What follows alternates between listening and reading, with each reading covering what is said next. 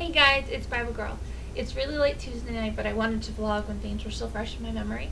I just came back from seeing I Kissed the Vampire, the feature-length film, at a private pre-screening in Los Angeles. It was really fun. Um, Drew Seeley was there, and Lucas Gabriel was there, and so was Amy, who is playing the number one girlfriend, I guess, of Trey. So that was really cool. And I got a bunch of autographs. Including my High School Musical CD, which Lucas said was old school because it's the first one, and I was kind of entertained by that. And I'll probably put some pictures up because I got to take some pictures and meet people, so that was really, really fun. But as for the movie, it was still really cool. It had a lot to do with the web series. If you're not familiar with the web series, here's a link to their YouTube page, and you can watch the whole thing there, and I probably recommend it before finishing this video. It's only 3 episodes, so you can handle it. Okay, for all of you that are I Kissed the Vampire fans, it was really fun. Pretty much every song is there from 3 acts. They do alter the order a little bit. I'm going to try not to be too spoilerish. They did a few neat things, like you get to find out Trey's backstory, which wasn't in the movie online, and you get to see what happens after the 3 acts. Overall, I really enjoyed it. It was fun. They didn't have a great budget, though, and that's pretty obvious because a lot of the stuff looks just like it would online, and it would have looked fine on the internet. But watching on a big screen, it just wasn't up to par. Some of the special effects, like there's the vampires disappearing through walls and things like that, and it could have looked cooler. But the music was amazing. There's 17 songs altogether, including the previous songs, and it's just fantastic. If you've seen the 3 acts, then you know how awesome these songs are, and they're clever and witty, and they're just great. I like the songs. There's a really adorable song when you get to watch it with Trey and his girlfriend, number one, about what it would be like if they were human, and it's just really cute. They're dressed like so stereotypically almost 1950s suburban, and it's so funny and cute. So we see Sarah's character deal with the change, and she jumps right into trying to find a cure, which if you read the synopsis online is there, but she still has some issues back and forth, and I'm going to let you see how she handles it, but there's definitely some tension with her and Trey and Dylan, so that was cool to see. They try to get a cure from a guy named Dr. Dan Helsing, and there are some really funny jokes for people that know who Van Helsing is, and some vampire-related humor that I was laughing at, and some people that I knew were fans of it in the audience are laughing at, but if you don't get it, you're not going to laugh at it. But I didn't like Dr. Dan. When you see it, you'll probably see why. He was a bit over the top of a character for my enjoyment. It felt like he was ruining stuff between Dylan and Sarah in certain scenes, and I didn't like that.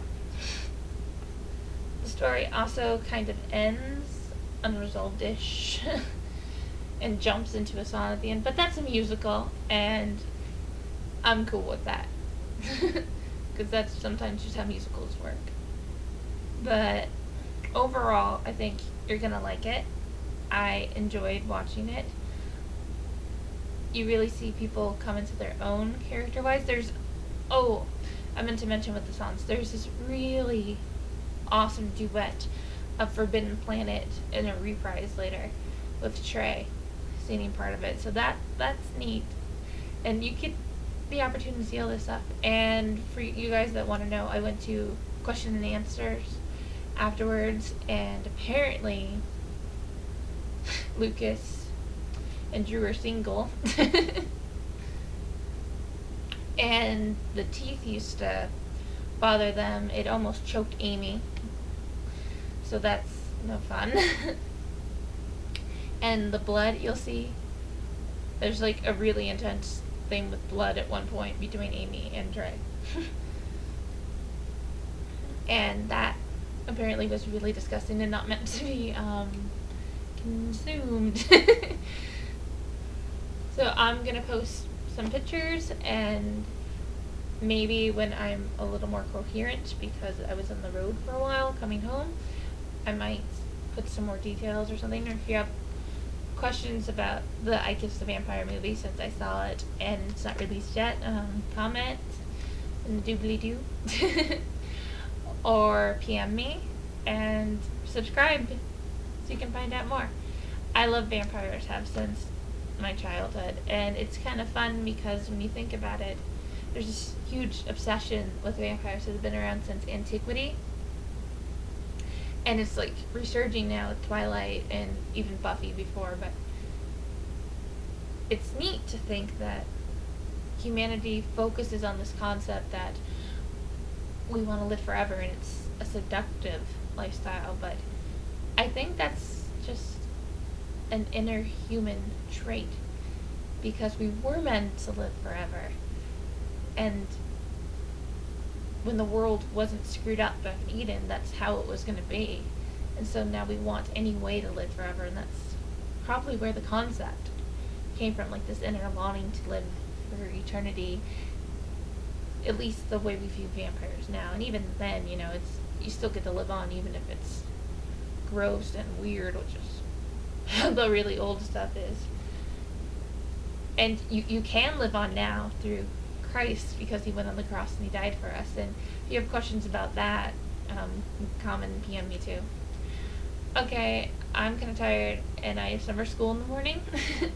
So I will talk to you all later. Love you guys. Bye. God bless.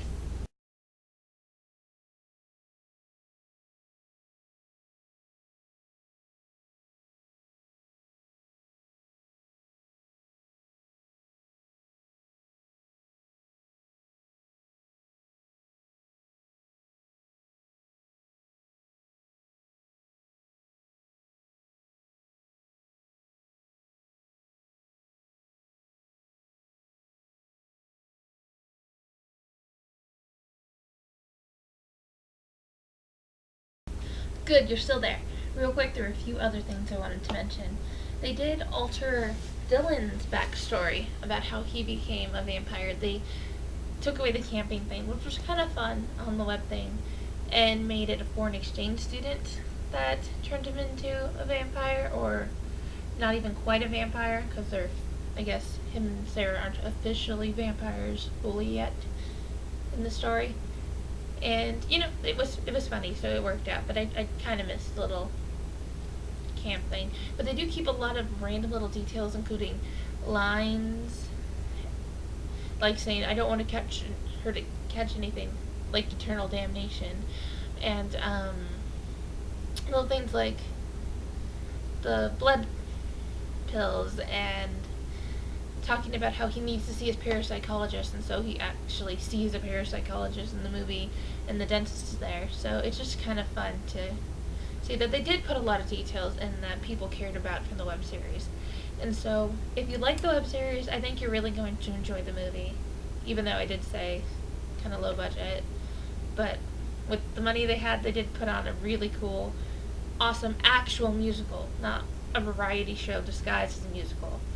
They go into song after song after song, and I really hope they make more musicals like that, even without vampires, even though vampires and musicals are probably two of the things I've liked since birth.